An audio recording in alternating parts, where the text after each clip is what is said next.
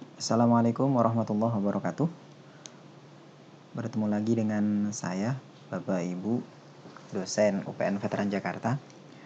Kali ini saya ingin berbagi sharing dengan Bapak Ibu terkait dengan evaluasi belajar tengah semester via online yang akan kita laksanakan minggu ke-8, tepatnya minggu depan hari Senin. Jadi begini Bapak Ibu, memang evaluasi belajar tengah semester via online ini di satu sisi ada plusnya, tapi di satu sisi ada tantangannya, seperti itu Bapak Ibu. Kita bahas satu-satu sebelum kita masuk ke metode-metode yang bisa kita gunakan untuk evaluasi pembelajaran tengah semester via online. Baik Bapak Ibu, jadi kalau kita bicara evaluasi pembelajaran tengah semester via online, maka setidaknya kita akan mendapatkan dua keuntungan sebenarnya. Yang pertama, mahasiswa dapat memanfaatkan teknologi untuk belajar. Jadi handphone mereka, laptop mereka tidak hanya digunakan untuk bermain games atau sosial media, tapi kita arahkan mereka untuk memanfaatkan teknologi yang mereka miliki untuk belajar. Yang kedua, dosen dan mahasiswa tentunya dapat memanfaatkan teknologi yang mereka miliki atau yang tersedia untuk mengevaluasi pembelajaran dalam situasi yang tidak mungkin untuk tatap muka. Dan itu kita alami saat ini Bapak Ibu. Nah, masalahnya memang evaluasi pembelajaran tengah semester via online ini memiliki keuntungan-keuntungan atau kemudahan-kemudahan.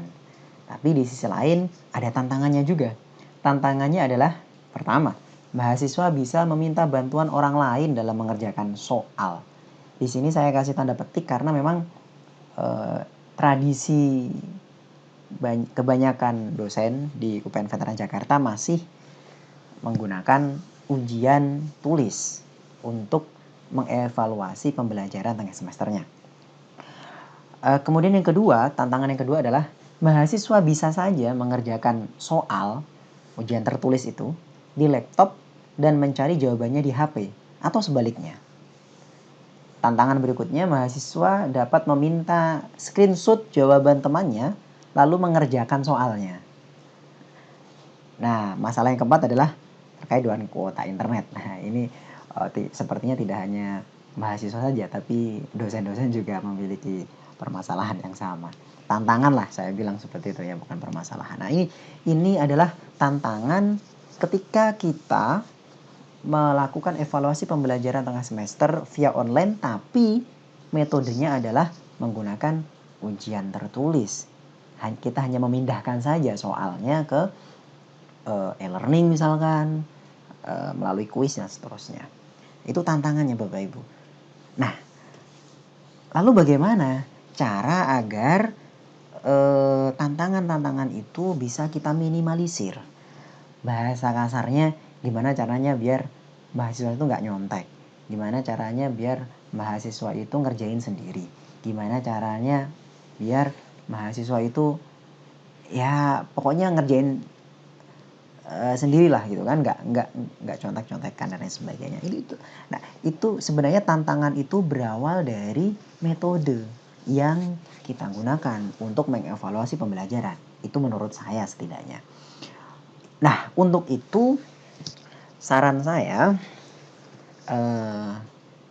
tanpa bermaksud untuk menggurui Bapak Ibu dosen. Sungguh saya tidak bermaksud untuk menggurui Bapak Ibu dosen, hanya saja saya ingin sharing untuk menghindari atau minimalisir setidaknya tantangan evaluasi pembelajaran tengah semester via online tadi. Yang bisa kita lakukan pertama yang bisa kita lakukan adalah melihat kembali CPL Prodi atau capaian pembelajaran lulusan Prodi yang dititipkan di tiap mata kuliah Bapak Ibu. Kan biasanya ketika kita membuat RPS itu di atas, nanti kami akan coba share contohnya. ada CPL-nya, CPL Prodi yang dititipkan di tiap mata kuliah, itu bisa dilihat di RPS. Dan biasanya tiap-tiap mata kuliah itu berbeda CPL-nya satu dengan lainnya. Jadi tergantung karakteristik mata kuliah juga. Kemudian yang kedua, setelah kita mengecek CPL di mata kuliah, kita bisa cek di RPS. Lalu langkah selanjutnya adalah kita sesuaikan metode evaluasi pembelajaran tengah semester dengan CPL tersebut. Nah, Bapak Ibu bisa fokus pada CPL keterampilan umum dan keterampilan khusus. Karena di CPL Prodi itu ada 4. Sikap, kemudian keterampilan umum, keterampilan khusus, dan pengetahuan. Oke lah, pengetahuan ini kan bisa masuk ke konten, masuknya ke konten. Sikap agak susah sepertinya kalau mengukur sikap melalui online, seperti itu. Maka kita bisa fokus ke keterampilan umum dan keterampilan khusus. Dari KU dan KK ini kita bisa menentukan metode apa yang nantinya paling tepat digunakan untuk evaluasi pembelajaran tengah semester. Perlu Bapak Ibu ingat, atau kita semua ingat, bahwa yang namanya evaluasi pembelajaran tengah semester itu sebenarnya, setidaknya menurut perspektif saya, tidak selalu dengan mengerjakan soal. Ya, masing-masing mata kuliah dan CPL di dalamnya itu kan memiliki karakteristik tersendiri dan tidak bisa digeneralisir lah seperti itu. Itu setidaknya menurut perspektif saya.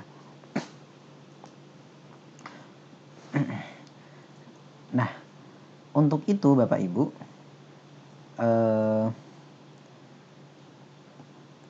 ada beberapa metode yang mungkin bisa kita gunakan setelah menyesuaikan karakter CPL, atau setelah kita melihat kembali CPL yang ada di RPS. Misalkan, saya coba untuk memberikan gambaran untuk mata kuliah dengan CPL Cognitive Flexibility misalnya, kita bisa melakukan evaluasi pembelajaran tengah semester dengan mengerjakan soal. Tapi soalnya harus bervariasi bentuknya. Mulai ada soal yang multiple choice, ada soal true false, ada soal short answer, esai, maupun lainnya. Tapi memang jumlahnya harus banyak. Karena yang kita ukur adalah kemampuan khusus atau kemampuan umumnya, keterampilan umum atau keterampilan khususnya adalah cognitive flexibility. Berbeda dengan misalkan MK Bapak Ibu, ternyata CPL Prodi yang dititipkan kepada MK-nya Bapak Ibu adalah misalkan critical thinking dan complex problem solving. Nah, kalau memang CPL-nya adalah critical thinking dan complex problem solving, ini bisa dengan misalkan tetap mengerjakan soal, tapi sifatnya analisis, bukan pengetahuan.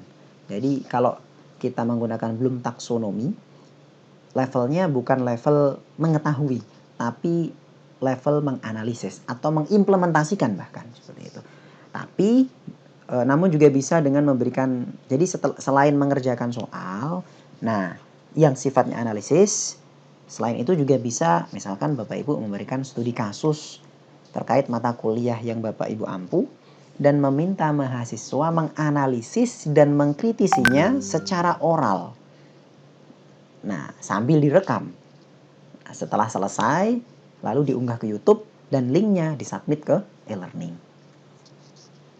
Critical thinkingnya dapat, complex problem solving terkait dengan mata kuliah atau salah satu topik lah misalkan, atau ada pilihan topik yang Bapak Ibu minta kepada mahasiswa kemudian dipilih, itu bisa nanti masuk itu critical thinking dan complex problem solving. Nah, untuk contoh yang lain misalkan untuk MK atau mata kuliah dengan CPL connecting with other dan critical thinking, jadi ada 2, connecting with other sama critical thinking. Nah, Bapak Ibu bisa meminta mahasiswa atau memberikan project kepada mahasiswa yang bisa dikerjakan secara berkelompok tanpa harus tatap muka. Hasil pekerjaannya nanti diupload ke e-learning, lalu dipresentasikan secara proporsional melalui video call. Itu juga bisa mengurangi tadi kekhawatiran Bapak Ibu mahasiswa akan cheating dan seterusnya. Terakhir, bisa juga misalkan ada mata kuliah yang CPL-nya adalah creativity dan digital literacy. creativity dan digital literasi. Nah, untuk CPL ini maka bisa Bapak Ibu memberikan misalkan project of creative video yang kontennya adalah salah satu atau mungkin beberapa topik perkuliahan yang dihubungkan dengan kehidupan bela negara atau kehidupan sosial misalnya. Nah, nanti kemudian hasil videonya itu diupload ke YouTube dan kemudian linknya disubmit ke e-learning pertemuan ke-8. Nah, itu adalah beberapa contoh metode yang kita sesuaikan dengan CPL-nya. Namun kontennya adalah mata kuliah Bapak Ibu. Selanjutnya saya ingin memberikan contoh misalkan. Contoh RPS-nya Bapak Ibu. Ini kebetulan mata kuliah saya. Misalkan mata kuliahnya adalah mikroekonomi Islam. Di sini saya telah mengisi. Jadi di sini di atas ini adalah CPL Prodi. Nah, CPL Prodi ini didapat dari mana? CPL Prodi ada S, kodenya S. S itu sikap, KU itu adalah keterampilan umum, kemudian KK adalah keterampilan khusus, P itu adalah pengetahuan. Ini didapatkan dari Prodi tentunya. Kalau di Prodi kami, Ekonomi Syariah, kami sudah memetakan itu semua dan kita sudah share ke masing-masing dosen. Jadi ini masing-masing mata kuliah kita titipkan S-nya apa, kemudian KU-nya apa, KK-nya apa, P-nya apa ini. Nah, dari situ kemudian dimasukkan ke sini. Ceritanya seperti itu. Nah, kebetulan di mata kuliah saya mata kuliah ini diamanahi oleh prodi untuk CPL prodi. Yang pertama adalah decision making, kemudian connecting with others, kemudian critical thinking, ada complex problem solving juga. Nah, lalu bagaimana? Apa metode yang mungkin cocok untuk melakukan evaluasi pembelajaran tengah semester via online tanpa harus khawatir dengan mahasiswa yang melakukan kecurangan. Dari sini saya mencoba untuk berpikir, bagaimana caranya, dan ketemulah salah satu cara. Metodenya telah saya sampaikan tadi. Ada salah satu dari 4 metode yang saya sampaikan. Yang pertama misalkan tadi saya akan meminta mahasiswa, ini project Bapak Ibu. Jadi saya akan meminta mahasiswa untuk ini saya menggunakan metode yang kedua. Saya ulangi di sini metode, maaf. Nah, saya meminta mahasiswa untuk menganalisis studi kasus terkait mata kuliah saya. Kebetulan pertemuan ke-7 materinya adalah elastisitas. Maka saya akan meminta mahasiswa di sini untuk membuat saya akan memberikan studi kasus kepada mahasiswa. Kemudian saya minta mahasiswa itu untuk menjelaskan pertama dari aspek teoritis dulu terkait dengan elastisitas. Terkait dengan aspek elastisitas. Nah, pengertian elastisitas, komoditas elastis dan komoditas inelastis, kemudian kriteria komoditas elastis dan komoditas inelastis beserta contohnya. Lalu kemudian, nah ini yang studi kasusnya. Ini saya minta mahasiswa untuk menjelaskan dan menganalisis, menjelaskan secara teoritis terkait dengan elastisitas dan menganalisis elastisitas komoditas yang telah saya sebutkan ini sebelum terjadinya pandemi COVID-19 dan setelah terjadinya pandemi COVID-19. Saya minta mahasiswa untuk memilih 5 dari 12 komoditas yang telah saya tentukan. Kemudian saya minta mahasiswa untuk menganalisis 5 dari 12 komoditas itu menggunakan teori elastisitas penawaran dan elastisitas permintaan. Nah, dari sini maka saya akan bisa menilai atau mengevaluasi mahasiswa saya itu sudah dapat critical thinkingnya atau belum. Sesuai dengan yang ini tadi Bapak Ibu. Critical thinkingnya atau belum. Mahasiswa saya bisa complex problem solving atau belum. Decision making atau belum. Kalau coordinating with other ini tidak saya gunakan. Saya hanya menggunakan critical thinking, complex problem solving, dan decision making.